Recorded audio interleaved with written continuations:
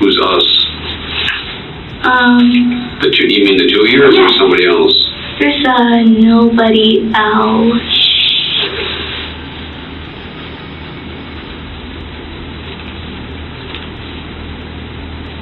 So you guys have been playing this a while? Since December. She was my best friend since 4th grade. Who was? Peyton. What's the address of your emergency? I'm calling a 12-year-old female. She appears to be stabbed. She appears to be what? Stabbed. Stabbed. You're listening to the voice of Greg Steinberg. He's a bicyclist who was passing David's Park when he noticed a girl crawling out of the woods covered in blood. I think the 12-year-old team help. Yes. She says she's having trouble breathing. She said she was stabbed multiple times. Morgan Geyser. What's your last name? Okay, so it's Morgan. Morgan. And then your last name? Ser. Welcome to Female Criminals. I'm Elizabeth Milner.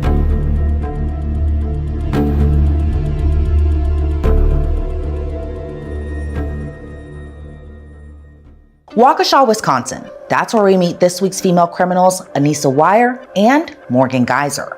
Anissa was born on November 10th, 2001. Those who knew Morgan Geyser growing up describe her as extremely smart, imaginative, and quirky. But in elementary school, she's considered an outcast. She doesn't have many friends. That changes in the 4th grade, when one of her classmates notices her sitting by herself. Her classmate's name is Peyton Leitner, and Peyton doesn't think anyone should have to sit by themselves. So she sits next to Morgan, and the two girls hit it off instantly. They would draw, play outside together, and have sleepovers. Peyton considers Morgan a best friend, and Morgan considers Peyton as her only friend. This is where the story begins, not with a monster, but with an act of kindness. Peyton Leitner saw a lonely girl and chose to sit beside her. It was a simple gesture of compassion. But by the time the girls hit the 6th grade, a new element entered the dynamic. Anissa Weier, and with her, a descent into a shared fantasy that would turn deadly. Morgan, May 16th of 2002. Those who knew Morgan Geyser growing up describe her as extremely smart, imaginative, and quirky. But in elementary school, she's considered an outcast. She doesn't have many friends. That changes in the 4th grade, when one of her classmates notices her sitting by herself. Her classmate's name is Peyton Leitner, and Peyton doesn't think anyone should have to sit by themselves. So she sits next to Morgan, and the two girls hit it off instantly. They would draw, play outside together, and have sleepovers. Peyton considers Morgan a best friend, and Morgan considers Peyton as her own.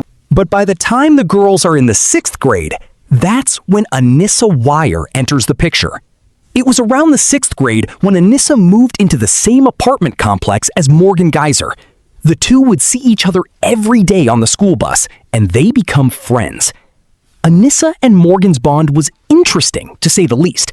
They weren't into girly pop things like dolls or boy bands. Instead, they bond over horror stories they find on the internet.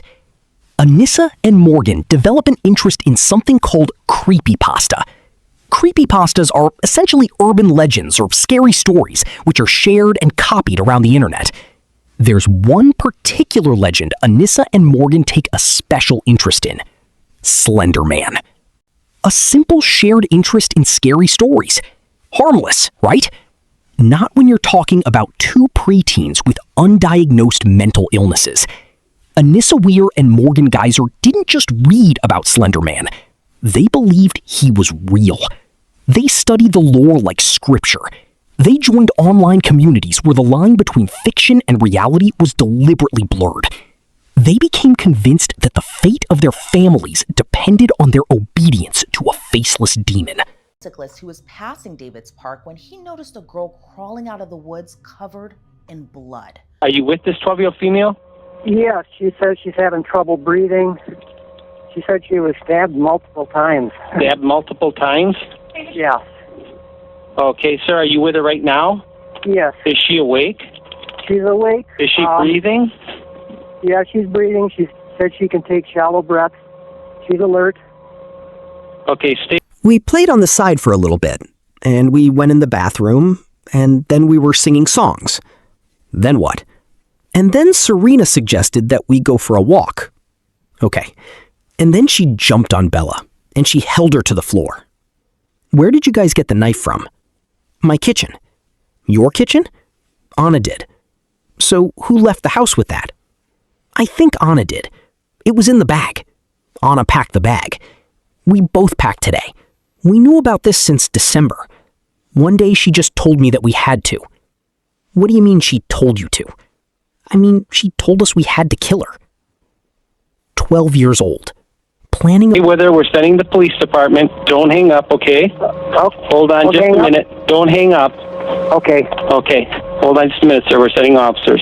Is there any assailant around? I didn't even look. I don't see anybody. The victim is not named in court documents, but we know who she is. 12-year-old Peyton Lautner. Who did that to you? Or don't you want to talk? Who did? Anna. When she says us, what do you mean us? Who's us? The two, you mean the two of you or somebody else? There's, nobody else. So you guys been playing this a while? Since December. She was my best friend since 4th grade. Who was Peyton?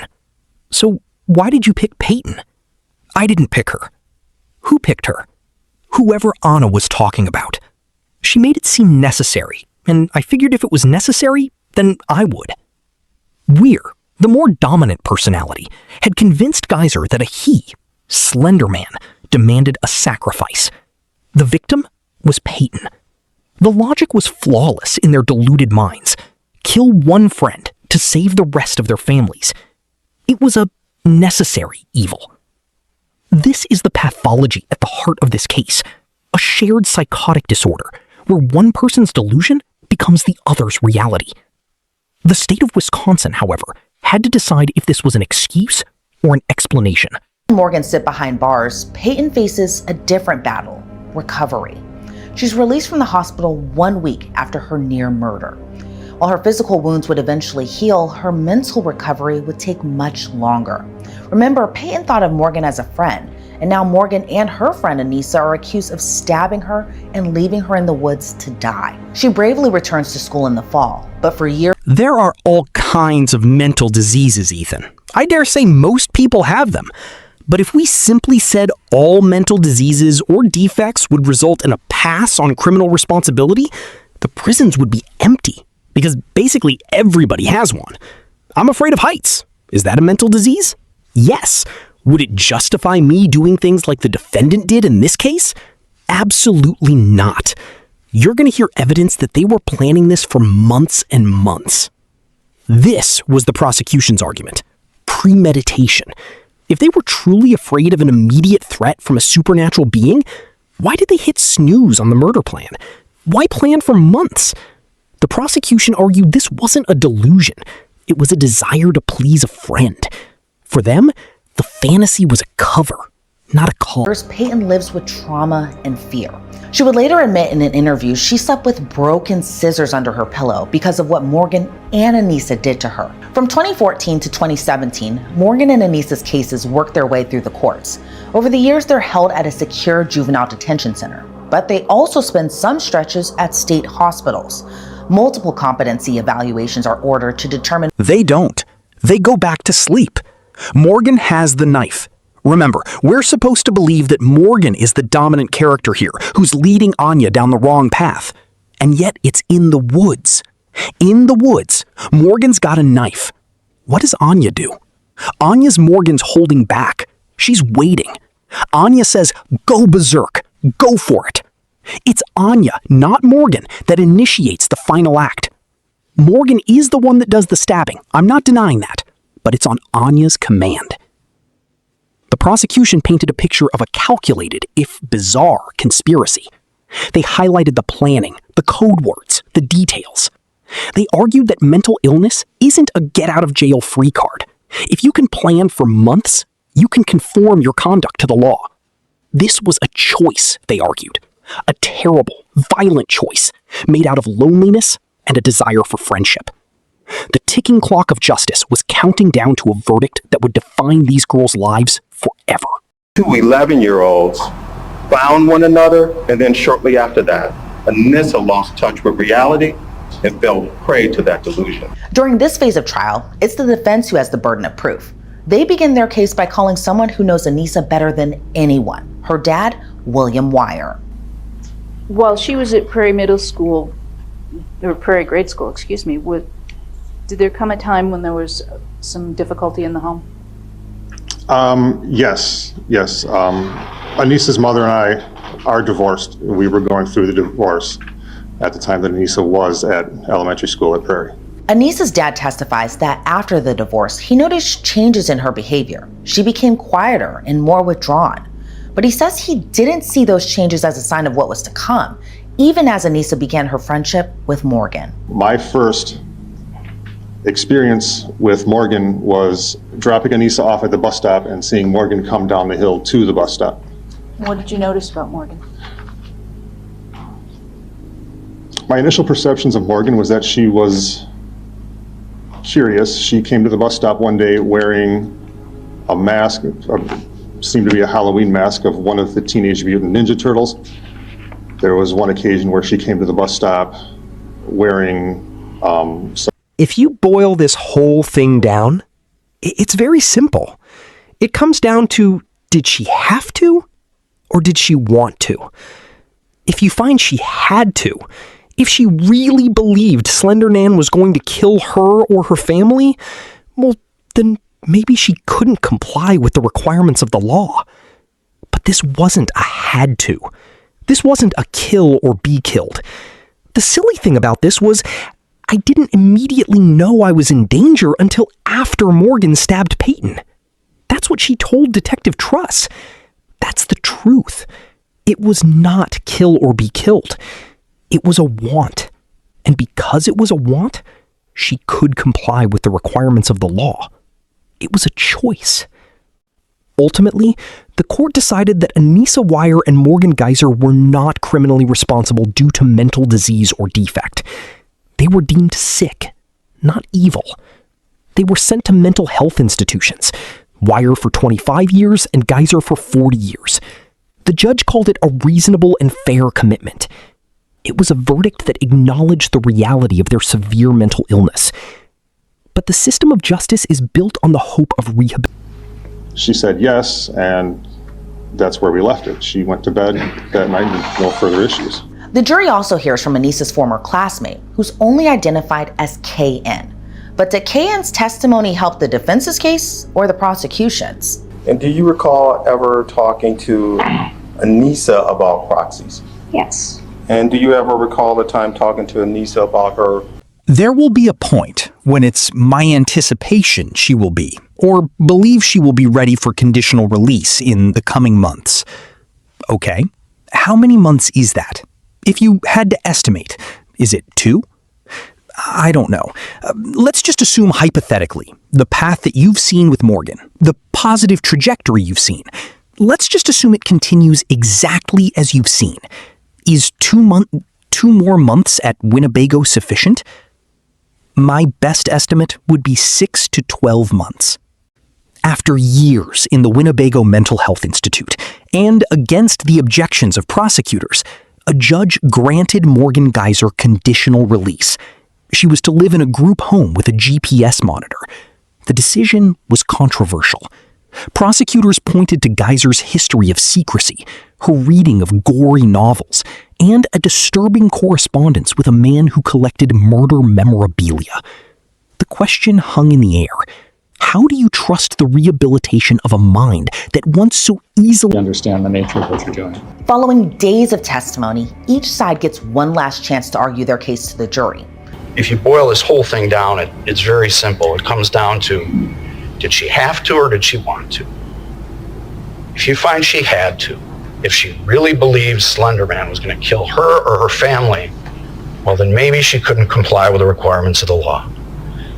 But this wasn't a had to. This wasn't a kill or be killed. The silly thing about this was... I'm calling regarding one of my residents. She left last night, and took off her GPS monitor, ankle monitor that she had. Okay. And what is her first last name? Morgan Geyser. This is a nightmare. I remember when this news broke and instantly thinking about Peyton and her family. For years, they worried something like this could happen. Now they're living through their worst fears. The caller from Morgan's group, Home, reveals there was a much older friend who often wanted to visit Morgan. On November 22nd, 2025, Morgan Geyser cut off her GPS monitor and vanished from her group home. She was missing for over 24 hours, sparking a multi-state manhunt.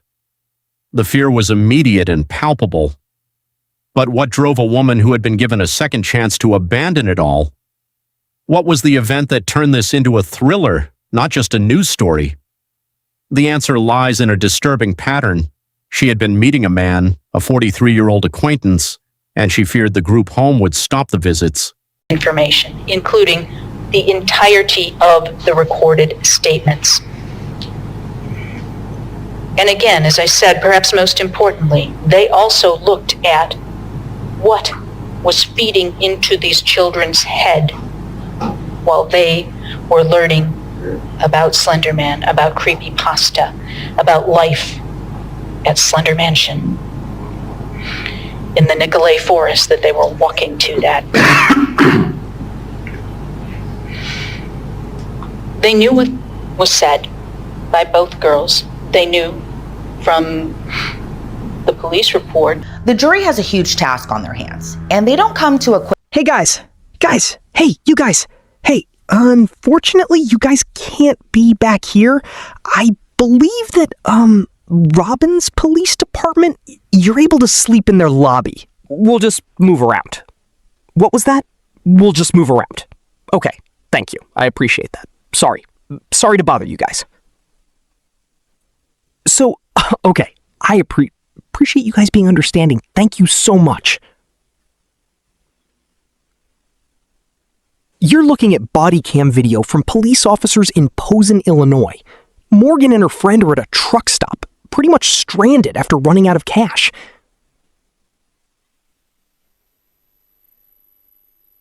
Were you guys, from, south? Like, how far? Not that far. We're not living anywhere. We'll be fine tonight. She was found with a 43-year-old man at a truck stop in Posen, Illinois, nearly 200 miles from her group home. The body cam footage is surreal. Geyser, initially defiant, refused to give her name. She told officers to just Google her because she had done something really bad. It was a moment of profound reckoning, a collision between her desperate bid for freedom and the weight of her inescapable They deliberate past. for 11 hours before coming back with their decision. Court will read the verdict. We, the jury, find as follows. Question 1. At the time the crime was committed, did the defendant have a mental disease or defect? Answer is yes by 10 to no. Court will grant the judgment on the verdict so ordered. Based upon that, I will find that Anissa Wire was found not guilty by reason of mental disease or defect to the crimes charged: attempted second-degree intentional homicide, party to the crime with the use of a dangerous weapon. The now 16-year-old avoids prison. While Anissa awaits sentencing, Morgan's case moves forward.